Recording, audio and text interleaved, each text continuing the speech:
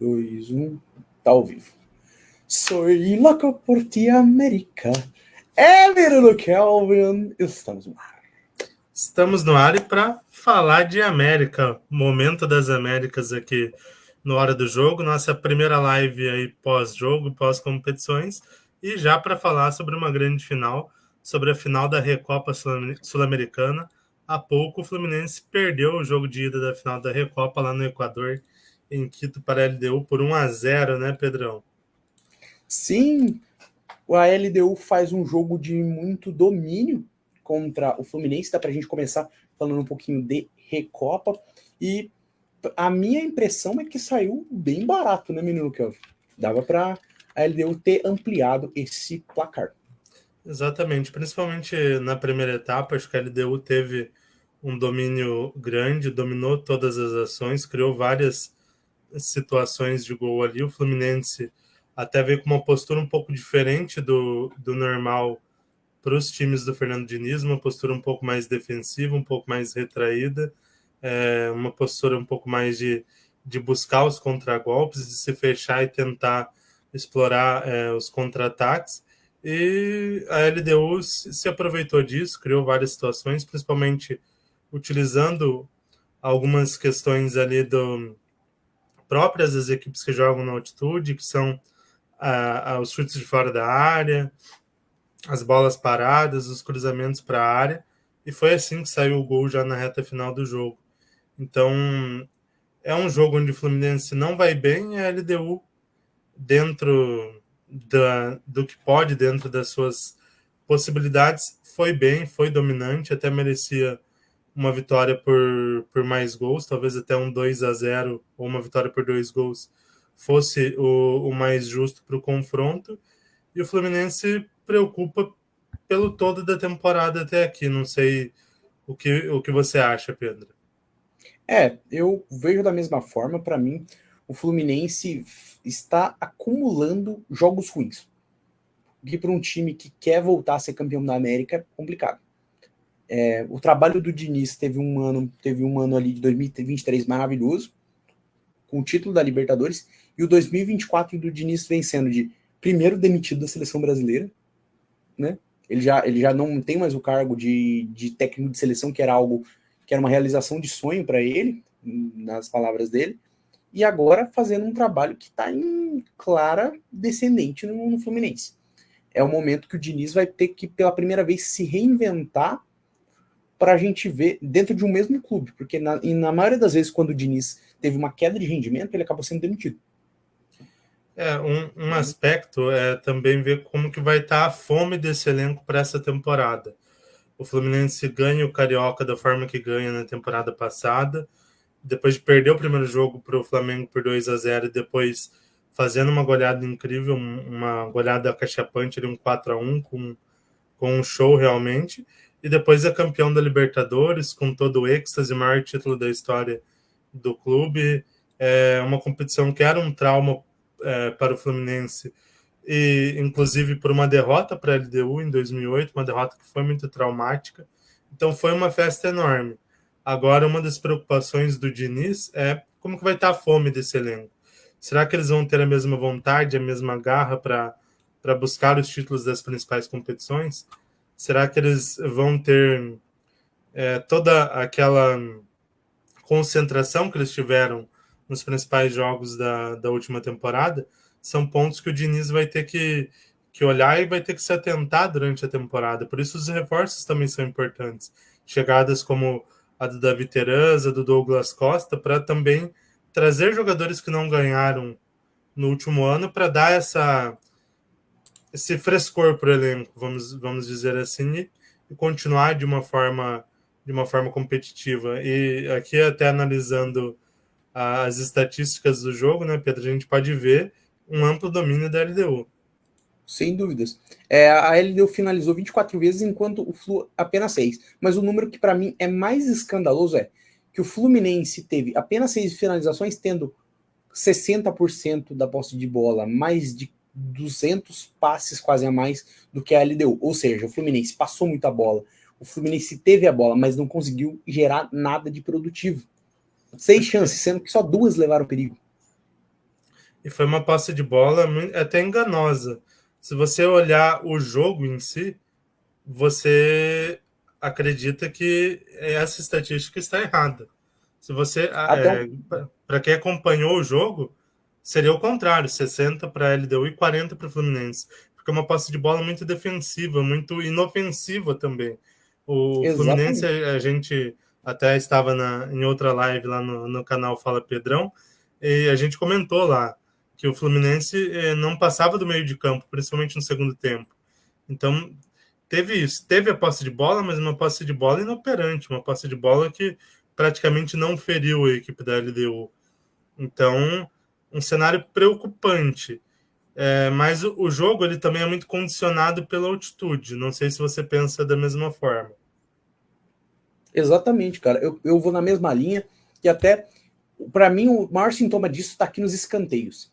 A LDU, com 40% de posse de bola, teve 16 escanteios, enquanto o Fluminense teve apenas um. A posse de Exa bola do Fluminense foi igual aquela frase do Renato, pós-coletiva, que ele falou que é a mesma coisa que cantar, cantar, cantar, mas não chamar para sair. Exatamente. É exatamente. uma posse de bola inútil do Fluminense. A gente já viu o melhor do Diniz no último fim de Libertadores, que é aquele time jogando de forma mágica, a gente pode até dizer. Agora a gente tá vendo o pior do Diniz, que é um time inoperante, um time que tem posse de bola, que tem jogadores que passam a bola, mas não chega a lugar nenhum. E até se criticar os atacantes, geralmente esses jogos assim a gente critica os atacantes, mas não tem como eu falar mal de um Germancano sendo que a bola não chegou para ele. Não tem como eu dizer que o Keno ou o John Ares fez um jogo negativo sendo que a bola nem chegou para eles. Então, um jogo muito, mas muito pobre do Flu. Exatamente. E falando da altitude, eu acho que é um condicionante muito grande. Não é nenhuma das altitudes mais altas da América do Sul. Ali é 2.850 metros de altitude, mas já é uma altitude que faz certa diferença. Não é uma altitude de Sim, La Paz, não é uma altitude lá de El Alto, onde o Always Red está jogando, ou Potosí, onde já teve jogo de Libertadores lá na Bolívia, ou algumas altitudes até ali do Peru, mas é uma altitude relevante que modifica um pouco o jogo. Eu acho que o agravante nesse sentido é que quando os times brasileiros vão enfrentar times bolivianos na altitude, principalmente, são equipes mais fracas. São equipes que oferecem pouco tecnicamente. Mesmo assim, é difícil vencer na altitude da Bolívia pelo problema altitude. sem dúvida. Diferentemente disso, a LDU tem uma altitude menor, o Independente Del Valle, que também é de Quito, é uma altitude menor, mas são equipes mais qualificadas.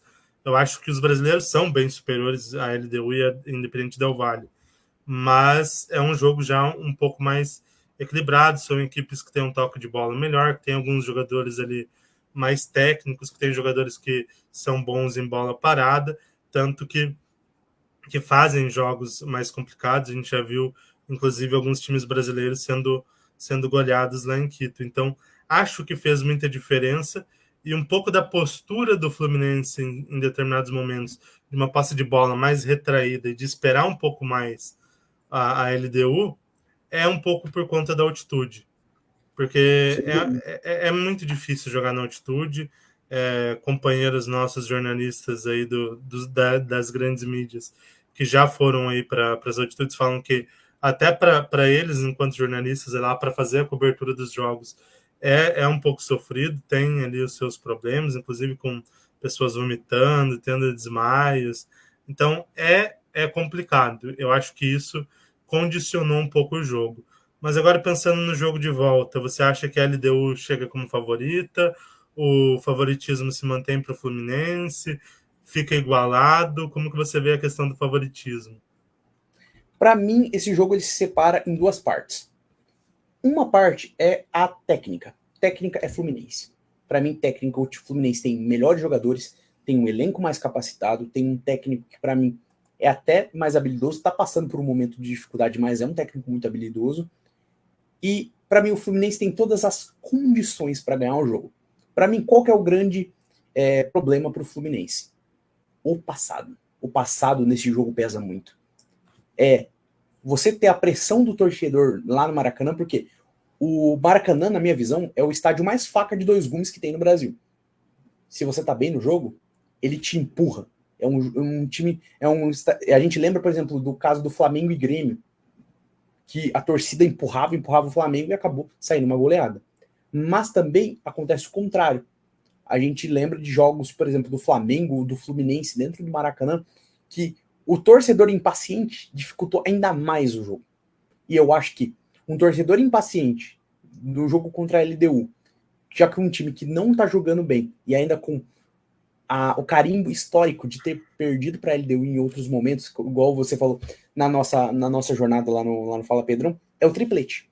Se a LDU ganha a Recopa em cima do Fluminense, ele vai ter ganho já uma Libertadores em cima do Fluminense, uma Sul-Americana em cima do Fluminense e uma Recopa em cima do Fluminense. Então, é muito pesado essa carga histórica. É quase como se fosse um clássico.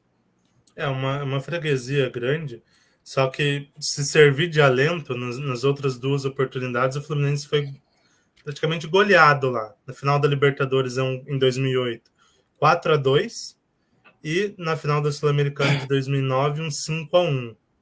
E o Fluminense faz ótimos jogos no Maracanã. 3-1 na Libertadores de 2008, depois perde nos pênaltis, e 3-0 na Sul-Americana de 2009, mas como tinha perdido por 4 gols de diferença, acaba perdendo o título.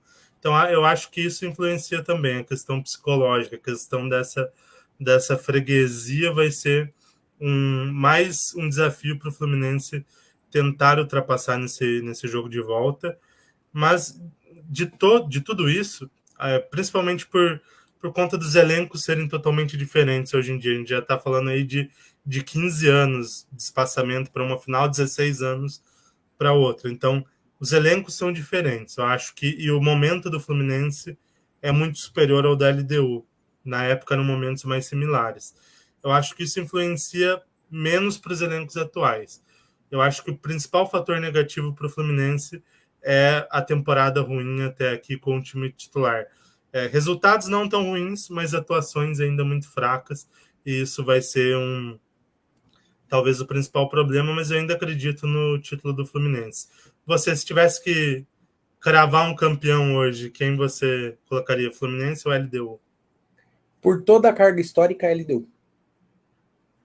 Eu vou de Fluminense, mas acho que está bem equilibrado nesse sentido.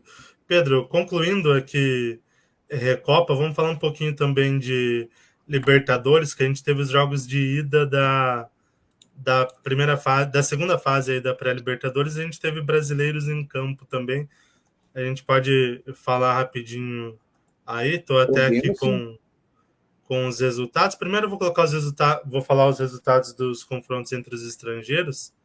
Já vou colocar aqui na tela a Libertadores como um todo para a gente poder acompanhar os jogos desta segunda rodada, dos jogos de ida. Portuguesa 1, Palestino 2, Always Ready 6-1 no Sporting Cristal, Rio Negro, Águilas e Bragantino 0-0, Academia Porto Cabedelo 0, Nacional 2, Nacional do Paraguai 1-0 no Atlético Nacional, Aurora da Bolívia 1, Botafogo também 1, Esportivo Trinidense 1, Eu Nacional 1 e Godoy Cruz 0 e Colo-Colo 1. Falando dos confrontos que não envolvem os brasileiros, acho que aí dá para destacar o Palestino vencendo na Venezuela e encaminhando a vaga, Always Red goleando, se aproveitando da altitude de mais de 4.000 metros, Nacional de Montevidéu também vencendo na Venezuela e encaminhando a vaga, e o Godoy Cruz ali, Colo-Colo, confronto mais equilibrado talvez, né? Envolvendo um argentino e uma equipe grande do Chile, tradicional aí da América do Sul, campeã de Libertadores, que vence na Argentina por 1-0. E o Atlético Nacional de Medellín se complicando, né? Perdendo para o Nacional lá no Paraguai por 1-0, agora vai ter que tentar reverter o confronto dentro de casa. Falando dos brasileiros, Pedro, o que você conseguiu acompanhar? Falando primeiro do Bragantino, o que você acha desse resultado, desse 0-0? O jogo do Bragantino, para mim, é o oposto do que a gente estava falando do Fluminense. O jogo do Fluminense é um jogo onde uma equipe teve um domínio completo e agora vai ter que se reinventar para o jogo da volta, jogar melhor. No caso do Bragantino, para mim, é só continua o que você está fazendo. o Bragantino faz um jogo muito melhor do que o Rio Negro Águilas, lá no jogo que é fora, lá no Atanásio Gerador. Então, você vê um time que foi melhor, foi mais competitivo, um time que levou mais chances de perigo. Então, para mim, o Bragantino domina a partida. É um jogo que é muito competitivo. Agora, no jogo da volta, o Bragantino vai ter um placar zerado, ou seja, não tem nenhuma questão de ter tomado gol fora, e ainda tem uma grande vantagem, que é jogar à frente do seu torcedor. Torcedor que vai apoiar muito, porque é uma das primeiras oportunidades que o torcedor de Bragança Paulista tem de ver um jogo grande. Um jogo que vai pode mudar a história do Red Bull Bragantino, do projeto Red Bull Bragantino. Então, eu acho que o Bragantino chega não favorito, mas muito favorito para conquistar essa vaga já na terceira fase. É a segunda Libertadores do Bragantino. Na primeira, lá em 22, eles caíram na fase de grupos, mas entraram direto na fase de grupos e não avançaram. Então, o primeiro mata-mata de Libertadores, propriamente dito, que a torcida do Bragantino vai poder acompanhar. E eu acompanhei o jogo do Bragantino, assisti boa parte do confronto. O Bragantino foi superior na maior parte do tempo, no mínimo ali 80% do jogo. Praticamente não sofreu com o ataque do Rio Negro Águilas Douradas Pereira e criou muito mais. Acho que faltou em alguns momentos ser um pouco mais contundente, ser um pouco mais incisivo, pressionar um pouquinho mais, mas dominou o jogo por completo. Foi a equipe que mandou no jogo. E agora chega com amplo favoritismo, é uma equipe tecnicamente muito superior, taticamente também me pareceu superior. Olhando assim o primeiro jogo, uma equipe que eu não conheço, que é o Rio Negro, não vi nenhum jogador assim que me chamou a atenção. Talvez o destaque do time seja o treinador, o Hernando Dario Gomes, que treinou várias seleções aí, inclusive em Copas do Mundo. Treinou a seleção colombiana, a seleção equatoriana. Se não me engano, é ele que leva o Panamá para a Copa do Mundo em 18, então é o grande nome dessa equipe. Mas que me pareceu muito pobre tecnicamente, então Bragantino amplo favorito. Sem dúvidas. No outro jogo brasileiro, outro empate. Aurora da Bolívia e o Botafogo está na tela. Aí eu sou obrigado a dizer o oposto. O Botafogo fez um jogo péssimo contra o Aurora. Um jogo bem ruim. E isso, para mim, explica a demissão do Thiago Nunes, que foi consumada hoje. Né? Para mim, simplesmente o Botafogo está perdido. É um time que não consegue melhorar dentro de campo. Vem de uma descendente desde o começo do segundo turno do Campeonato Brasileiro do ano passado. E cai, ao ponto que agora colocou sua classificação em risco. Não porque o Aurora é um grande time. Para mim, o Aurora é longe disso. Bem ruinzinho, um time bem fraco. Então, o Botafogo ainda é favorito pela fragilidade do Aurora. Mas, se o Botafogo manter o nível de atuação, vai ser um jogo dificílimo, até mesmo fora da altitude. Assim, o Botafogo fez um jogo muito ruim e, como você citou, o nível técnico da Aurora, mesmo o Botafogo fazendo um jogo muito ruim, o Aurora só empata o jogo na reta final e o Botafogo teve até alguns momentos de domínio dentro da partida, mesmo atuando muito mal. Então, o Botafogo é amplo favorito, mas muito mais pela fragilidade da Aurora do que pela equipe do Botafogo propriamente dita. Porque o Botafogo está perdido. Igual você falou, desde o início do segundo turno do Brasileirão de 2023, o Botafogo entrou numa fase ruim, perdeu toda aquela vantagem que tinha no Brasileiro, perdeu o título, perdeu a classificação direta para a fase de grupos, teve aquelas viradas históricas sofridas contra o Palmeiras, contra o Grêmio, teve ali derrotas traumáticas contra o Vasco da Gama, teve aquele gol no final contra o Coritiba, então foi muitas coisas que fizeram o psicológico do Botafogo derreter. O próprio Thiago Nunes falou no domingo que jogadores pediram para não atuar, porque estão mal psicologicamente. Então, acho que o principal fator do Botafogo não é nem a falta de qualidade do time. Eu acho que é uma equipe que tem a sua qualidade.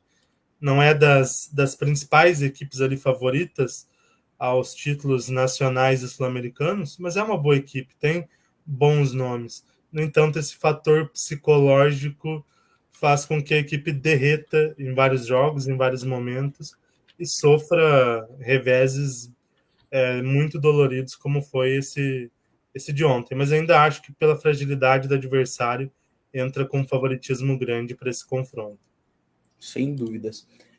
Agora, Cavito, tá na tela, vamos de hora de Copa do Brasil, falando dos dois confrontos que aconteceram durante a nossa jornadita. A gente estava acompanhando, vamos dizer, os resultados, começando pelo Corinthians. Enfrentou o Cianorte em Maringá, né, o jogo no estádio Willie Davis, e para mim, o Corinthians cumpriu a sua obrigação, que é fazer um jogo bom de 3-0. A questão que para mim me chama atenção são os gols. Wesley e 2 do Ángel Romero. De fato, o Corinthians segue a mesma sina. Jogadores que são contratados a peso de ouro ainda não estão engrenando e é os mesmos de sempre que marcam os gols. O Romero sempre salvando, desde 2015, o Romero aí salvando a equipe do Corinthians. É um jogador muito criticado, que tecnicamente tem seus problemas, mas que faz gol, que tem faro de gol e que está numa boa fase. Ele teve algumas fases muito ruins no Corinthians, assim como teve fases muito boas, que foi ali na reta final do Brasileiro de 2015, foi muito importante para aquele título brasileiro. Na reta final do ano passado também talvez seja o principal jogador de um time do Corinthians que vinha muito mal, e nesse início de ano é o grande nome da equipe, tanto lá no início com o Mano Menezes, que é um início muito ruim, e agora com o Antônio Oliveira, que já é um momento melhor, mas ele segue sendo o grande nome dessa equipe. Então, o Corinthians crescendo, fazendo a sua obrigação, e com o Romero ainda como esse grande nome. O velho aliado de sempre. Olhando o outro confronto, tirando a parte da corneta, galera que nos acompanha sabe que eu sou atleticano. Então, eu tenho o intuito de conduzir a zoeira e aloprar novamente o Coxa. Dizer, Manaus, o RT, Coxa já está acostumado a sofrer em Copa do Brasil. Mas eu vou ir para uma outra linha. Ainda citando esses confrontos, mas olhando de uma forma um pouco mais externa para a situação. Para mim, o Coxa sacramenta mais uma das suas vergonhas históricas. Com todo respeito à equipe do Águia de Marabá, se venceu por méritos. Parabéns pro Águia. 3-2. Mas para mim, o Coxa, ele continua sua sina, que parece que não tem fim, de passar vergonha atrás de vergonha. O RT, Manaus, a Águia de Marabá. Aí a gente chega e fala, por que o Campeonato Paranaense às vezes não é tão valorizado da forma com que nós, moradores do Paraná, gostaríamos? Talvez é por isso. Enquanto a gente tem um Atlético muito competitivo, a gente tem um Coxa que a cada ano de Copa do Brasil o torcedor já espera qual vai ser a vergonha que ele vai passar, qual é a reclamação que ele vai ter que fazer. Então, eu entendo, é um time que está se reestruturando, sim. Jogo que não é ida e volta, que também tem um fator fora de casa, afeta, mas não dá pro Coxa se acostumar tanto assim a ser uma equipe que toda hora faz uma atrapalhada, toda hora derrotas humilhantes. Agora, para mim, o Coxa não ser competitivo, 3-2 é um placar até grande. Concordo, 3-2. O Coxa foi lá e marcou 2 vezes, mas, de novo, mais uma derrota. De novo, um time que simplesmente, no momento que é necessário, cede. Nos clássicos, é o Leão, mas é chegar na Copa do Brasil, precisando ser protagonista, que vira um gatinho. E talvez um gatinho dos mais mansos. Eu acho que é um ponto que dá para citar, não só do Coritiba, mas das equipes grandes que acabam sendo eliminadas na primeira fase de Copa do Brasil ou segunda fase ali para equipes muito menores.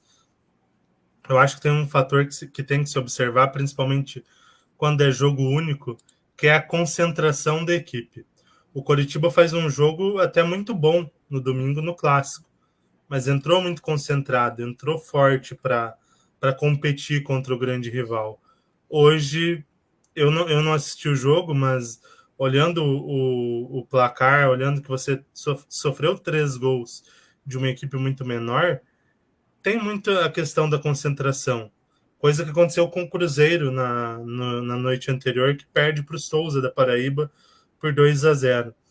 Quando você só tem um jogo e fora de casa, às vezes ali com gramado não tão bom, às vezes com chuva, com algumas condições adversas, você tem que, no mínimo, entrar muito concentrado. Você pode jogar até mal tecnicamente, mas você tem que estar concentrado.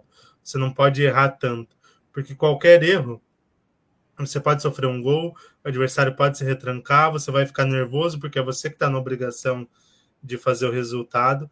Então tem muito isso. Eu acho que as equipes grandes têm que olhar com mais cuidado esses jogos contra as equipes menores, que são jogos únicos, tem que entrar mais concentrado, entrar mais ligado, entrar com sangue no olho, que me parece que é isso que tem faltado para algumas equipes aí nessas fases de Copa do Brasil. Elas têm mais qualidade. Tá certo que o Coritiba vem mal já há muito tempo, mas tem mais qualidade que o Águia. Precisa entrar mais ligado. Eu tenho uma visão nesse sentido. Eu compartilho da sua visão. Para mim é não entrar de sangue doce para jogar. É um time ser competitivo. E agora eu tô falando assim, eu como atleticano, meu interesse é que o Coxa perca todas as vezes, porque eu quero dar risada, eu quero fazer meme, eu vou botar nos stories provavelmente zoando o fato do Coxa ter sido eliminado.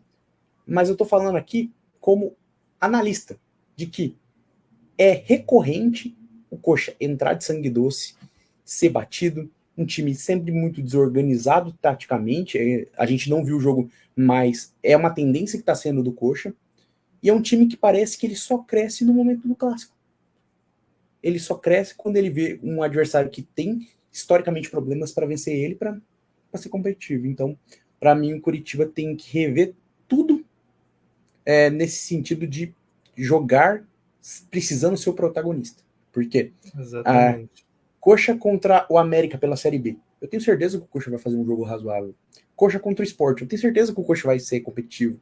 Mas quando ele pegar a galera da parte de baixo da tabela, aí eu já boto 5 na aposta do adversário. Exatamente. Falando dos outros jogos, tem algum destaque que você acha que você coloque aí dos jogos que a gente teve já desde a terça-feira, quando começou aí a Copa do Brasil? Para mim, o grande destaque que a gente pode puxar aqui sem dúvida, Souza e Cruzeiro. Souza ter batido o Cruzeiro por 2-0, um jogo iluminado do Danilo Bala, e um jogo em que o Cruzeiro se desconcentrou muito fortemente no finalzinho do jogo, toma gol aos 44 do segundo tempo e depois aos 49. Então, para mim, o Cruzeiro é um dos grandes destaques negativos dessa primeira fase da Copa do Brasil, mas eu acho que é um cenário diferente do Curitiba. O Cruzeiro ser eliminado em começo de Copa do Brasil não é comum, porque o Cruzeiro é o maior campeão da competição. Então, é um clube que está acostumado a ser bem competitivo. Já o Coritiba, ele está acostumado a falhar na hora H. Antes era na final. Foi 2 finais que perdidas para Palmeiras e para Vasco. Agora, aí depois começou a ser falhas nas oitavas, quartas. Agora na primeira fase. Então, são situações diferentes. O Cruzeiro também tem que ter atenção, tem que dar uma revisada no elenco, porque no clássico contra o Atlético Mineiro foi perfeito. Mas já contra o América, precisando ser um pouquinho mais protagonista, já sofreu. E no Campeonato Mineiro tá bem, mas com um nível meio fraquinho de futebol. Tá ganhando muito mais pela fragilidade dos rivais do que propriamente na técnica. Mas, para mim, o Cruzeiro tem uma situação um pouco diferente do Curitiba.